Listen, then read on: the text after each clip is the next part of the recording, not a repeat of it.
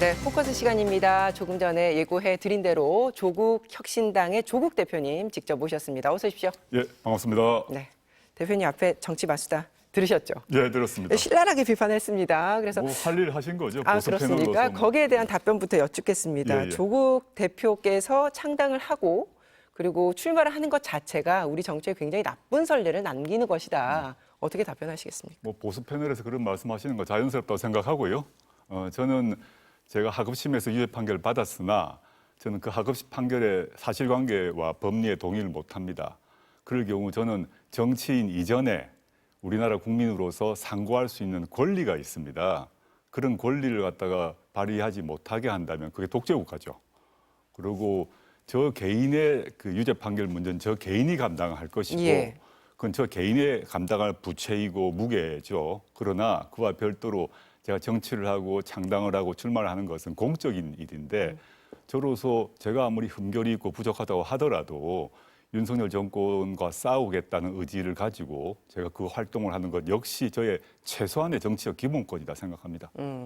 제가 사실은 첫 질문부터는 굉장히 편안한 질문부터 드리려고 했는데 괜찮습니다. 말씀이 나온 네. 김에 그러면 예. 이것까지 여쭙겠습니다. 지금 입당하고 있는 인사들에 대해서 국민의힘뿐만 아니라 뭐 보수권들에서는 범죄 세력들의 집단이냐, 뭐 이렇게 얘기 피의자 연대냐, 뭐 이런 예. 얘기까지도 합니다. 네, 네. 입당하는 인사들에 대한 어떤 기준을 갖고 계신지요?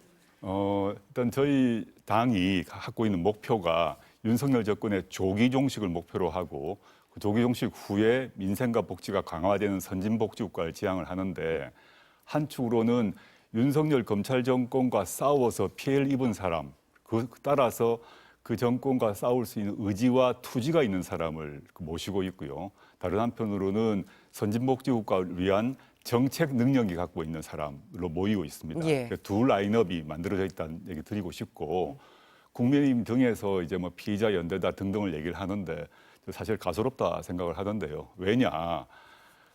제가 기소되었던 거 맞고 또 황운하 의원도 기소되어서 유죄 판결 하급심에서 난 건 맞습니다. 네. 그런데 예컨대 김건희 씨, 한동훈 씨 또한 윤석열 대통령도 마찬가지で말입니다. 그분들은 여러 가지 범죄 혐의 비리가 있었습니다. 그런데 수사도 받지 않고 기소도 되지 않았기 때문에 유죄 판결 받을 기회가 없었습니다. 그런 자신들이 검찰권을 통제하고 있음으로 해서 유죄 판결을 받을 기회가 없었던 사람이 자신들의 검찰권 남용으로 기소가 되었던 사람들을 비난하면서 피의자 운운하는 것은 적반하장이라 생각합니다. 이런 비판에도 불구하고 어쨌든 지표상 나타나는 지지율이 제법 높게 나타나고 있어서 약진이다, 뭐 돌풍이다 이런 표현까지 나오고 있는데 자체적으로는 그 이유가 어디에 있다고 분석하고 계십니까?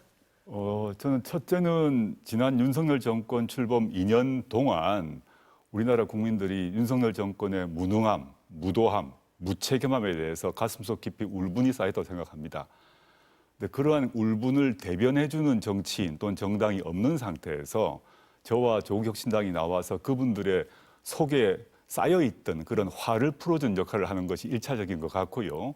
그다음에 그 화 푸는 걸 넘어서 윤석열 정권을 끝내야 한다는 의지 표명, 저희의 의지가 국민들에게 전달된 것 같습니다. 정치적 립서비스나 수사로 뭐 정권을 타도하자 이런 게 아니라 저를 포함해서 저희의 구성원들이 진짜 싸울 것 같다라는 그런 의지가 국민들에게 먹힌 게 아닌가 그렇게 저는 평가하고 있습니다. 이 정도의 지지율을 처음부터 예상하셨습니까? 제가 창당 선언한 그 얼마 전에 예. 제가 공언을 했는데 10석 그리고 원내 3당을 목표로 한다고 말씀을 드렸습니다. 예. 그때 많은 언론에서 뭐 현실적으로 불가능한 얘기다 이런 얘기를 많이 하시더라고요.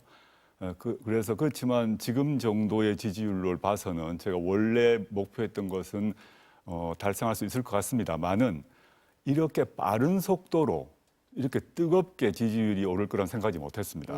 물론 전 이게 이제 이런 지지율 때문에 저희가 오만하거나 건방져서는 안 된다고 생각하고 예.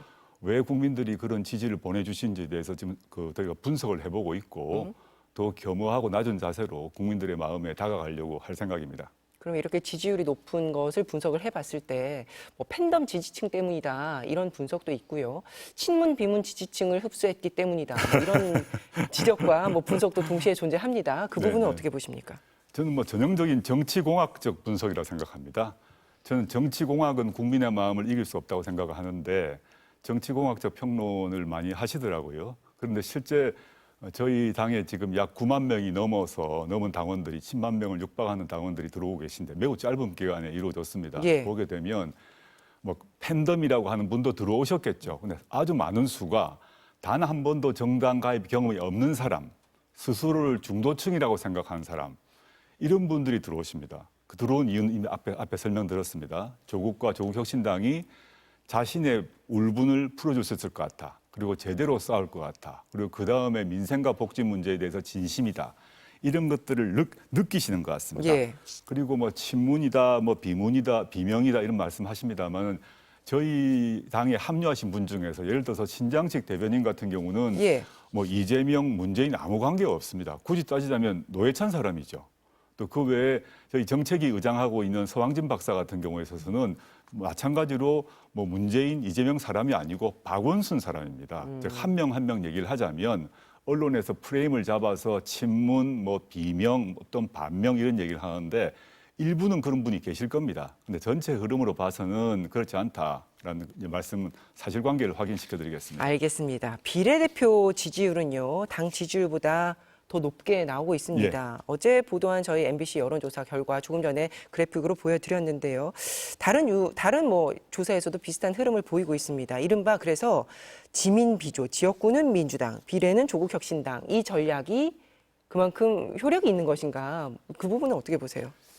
저희 당이나 또는 제가 지민 비조라는 말을 공식적으로 쓴 적은 없고 신양식 대변인은 공식적으로 쓰던데요. 신 변호사도 본인이 먼저 쓴 게 아니라 예. 온라인 여론에서 또는 언론에서 지민 비조란 말을 해서 따쓴 것이고 저나 당의 공식 입장은 그런 단어를 일단 쓴 적이 없다는 얘기 먼저 말씀드리고 예. 물론 저희가 비례대표 쪽에 집중하고 있는 건 사실입니다. 근데 그걸 전제로 해서 말씀드리자면 저희가 이제 왜 그렇게 하냐 하면 전 민주당과 넓은 의미에 있어서는 범진보정당, 진보연합, 진보진영 속에 속해 있죠. 예. 그렇지만 저희는 정당이 다른 정당 아닙니까?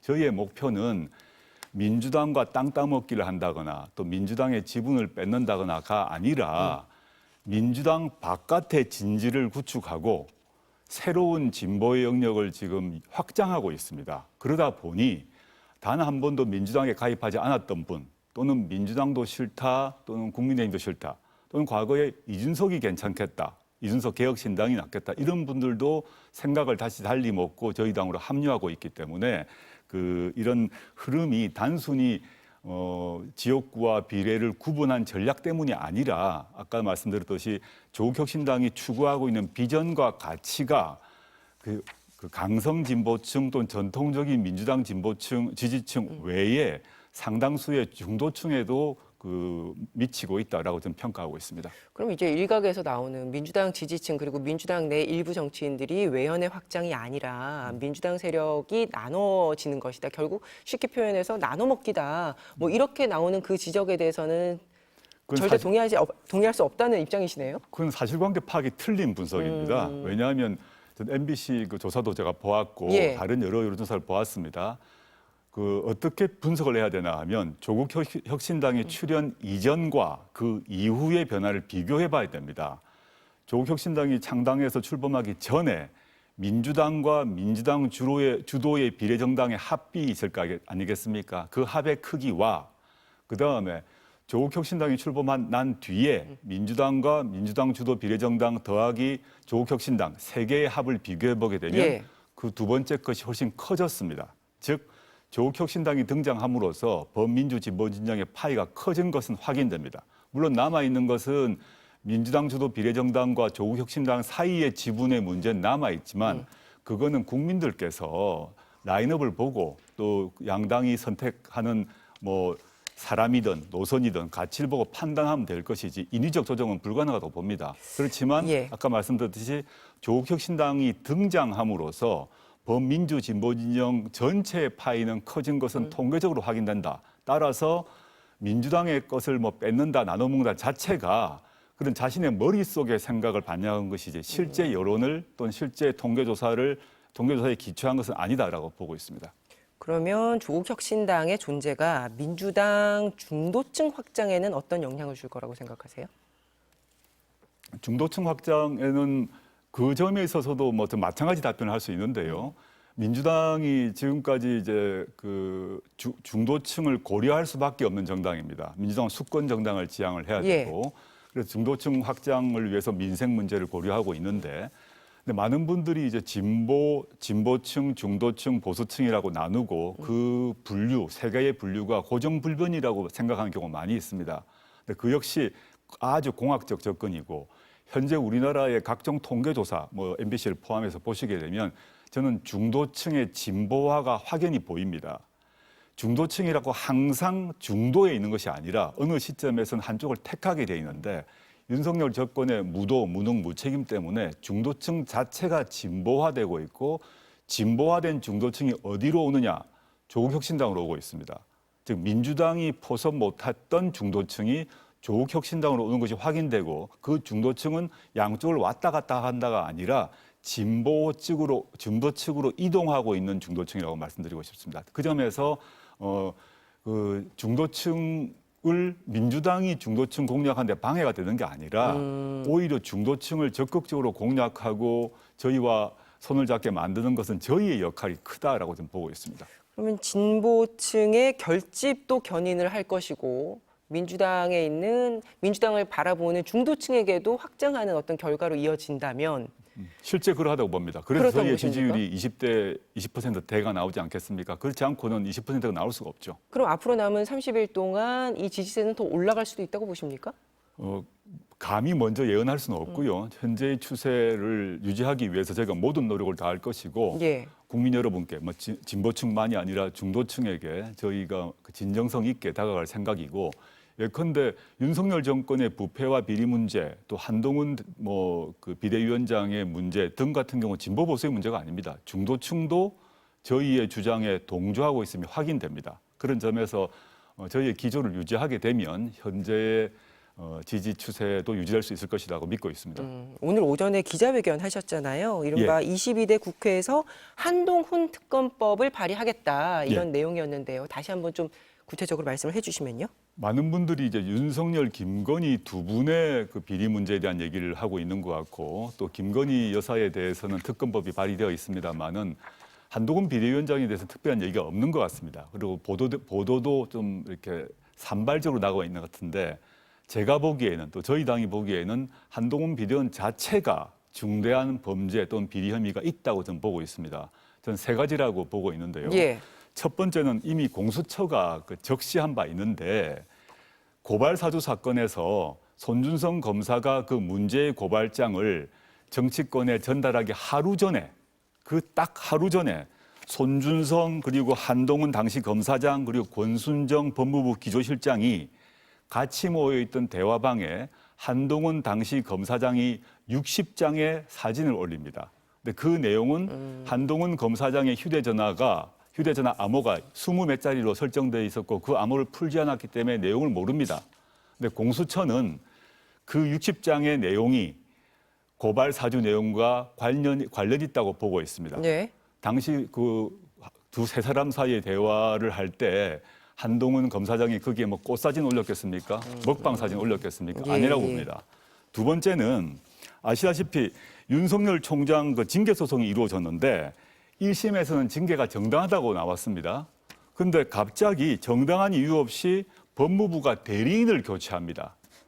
대리인을 교체해서 패소할 결심을 하고 대리인을 교체해서 법무부가 지도록 만들어서 항소심이 패소가 돼서 윤석열 대통령에게 이익을 주는 선택을 했는데, 저는 이거는 그 자신의 보스를 보호하기 위한 직권남용, 직무유기라고 저는 보고 있고요. 세 번째는 한동훈 비대위원장의 따님 건인데, 알렉스한이라고 이제 영문 이름을 쓰더군요. 논문 대필, 해외 웹사이트 표절, 봉사활동 시간, 2만 시간 과장 등등등에 대해서 수많은 보도가 있었습니다. 그에 대해서 실제 대필했던 케냐인은 내가 대필했다고도 했습니다. 그런데 그 한동훈 비대위원장의 따님의 경우에 있어서는 어떠한 압수수색도 없었고, 그 따님이 다니는 송도 모 국제학교에 대해서도 어떠한 조사도 없는 상태에서 11개 혐의 모두를 알겠습니다. 무혐의 처분했습니다. 예. 이건 밝혀져야 한다고 생각합니다. 이게 한동훈 특검법의 내용이고 결국에는 한동훈 대표가 공정하게 수사를 받도록 하겠다. 이게 조국 혁신당의 제1호 공약이 된 건데요. 예, 그렇습니다. 그렇습니까? 네. 그러면 한동훈 비대위원장은 예. 현재 윤석열 정권의 황태자 아닙니까? 자, 그러면 황태자로서 자신이 그 검사 시절에는 살아있는 권력을 수사한다고 얘기를 했는데 본인 자신이 살아있는 권력이고 윤석열, 김건희 두 분에 대해서 수사를 안 할 뿐만 아니라 본인 자신의 범죄 비리에 대해서도 수사를 받는 것이 공정과 상식에 부합한다 봅니다. 알겠습니다. 그러면 이게 한 정당의 제1호 공약이기 때문에 많은 사람들이 관심을 가졌던 대목이지 않습니까? 그런데 더 큰 어떤 정치적인 거대 담론이라기보다는 한동훈 특검법이라는 것을 구체적으로 명시한 부분을 두고 사감이다 이렇게 지적을 할 수도 있을 것 같은데 거기에 대해서는 어떻게 답변하십니까? 무슨 사감으로 정치를 하겠습니까? 예. 제가 거론했던 세 가지 그 혐의가 우리나라에서 그 법은 모두에게 공정하게 집행돼야 한다고 했을 때 가장 강한 사람이 거론했던 한동훈, 김건희, 그다음 윤석열 이럴 것인데 그분들의 비리 혐의에 대해서 제대로 수사를 하자. 지금 어떠한 수사도 없는데 제대로 수사를 하자는 것이 어떻게 사감이겠습니까? 알겠습니다. 자, 비례 중심 공천을 표방하고 있습니다. 조국 혁신당은. 하지만 지역구 가능성도 언급을 하셨고 지역구는 구체적으로 그래서 어느 지역에서 몇 명 정도를 출마시키겠다 이렇게 염두에 저희가 두고 지역구 계십니까? 출마를 내겠다고 사실 말한 바는 없습니다. 그렇죠. 예. 없고 오늘도 그런 질문이 있었는데 저희는 비례에 집중합니다. 근데 매우 예외적으로 지역구를 내야 되는 상황이 있을 수도 있다. 예컨대 민주당이 험지 중에 험지라서 후보를 못 내는 적이 있다거나 이런 경우에서 후보를 못 내는 경우 저희가 낼 수는 있다. 이런 취지로 제가 말씀을 한 것이지 지역구 전략을 먼저 적극적으로 한다고 말한 바는 전혀 없습니다. 그럼 대표님께서는 지금 비례대표 출마를 선언하셨지 않습니까? 이미 선언했고 등록했습니다. 예, 그래서 사실 상징적으로 지역구에 출마하시는 것도 굉장히 파괴력이 있을 것이다 이렇게도 봤는데 왜 꼭 제가 비례대표로 나가야 특정 지역에 됐다고? 예. 선택하게 되면 현재 상태로는 민주당 또는 뭐 전국적으로 단일화되어 있는 범민주 진보 진영의 단일 후보와 경쟁을 해야 되는데 제가 창당 첫날부터 전국에는 지역구 1대1 구도를 만들겠다고 선언을 했습니다. 예. 그 약속을 제가 깰 수는 없죠. 알겠습니다. 영입 인사들 이야기도 좀 해보겠습니다. 검찰 개혁을 상징하는 분들이 단연 눈에 띄는데요. 박은정 검사도 있고 아까 언급이 됐던 경찰 출신의 황운하 의원도 있습니다. 일정이 촉박하지만 추가 영입 예정돼 있는 분들은 누구를 고려하고 계십니까? 공식적으로 영입 인사라는 틀로 모시는 경우는 이제 지난주로 끝이 났고요. 지금부터는 영입 인사가 아니라 입당 인사라는 형식으로 모시고 있고 네. 황운하 의원님 같은 경우도 영입 인사는 아니었고 입당 인사였습니다. 그렇지만 이제 박은정 검사 같은 경우는 영입 인사였는데 그 구별은 뭐냐 하면 영입 인사는 주로 정치권에 없었다가 새로 오신 분이고 입당 인사는 이미 기존 정치권에 있었지만 탈당하셔서 들어오는 분을 입당 인사라고 하고 있는데 지금 오늘까지 3번에 걸친 입당식이 있었는데 향후 입당하신 분 중에서 좀 정리를 해서 추가로 입당식을 할 예정입니다. 앞으로 검찰 개혁 나가서 법조 개혁을 하겠다 이걸 강하게 내걸고 계신데요. 구체적으로 어떤 전략을 세우고 계신 겁니까? 네, 전략 이전에 말씀드려보자면 저도 문재인 정부의 검찰 개혁의 주 책임자로서 이룬 성과가 있었고 못 이룬 게 있습니다. 제가 이제 법무부 장관으로서 더 이루고 싶은 게 있었는데 좀 아쉬운 점이 있는데요.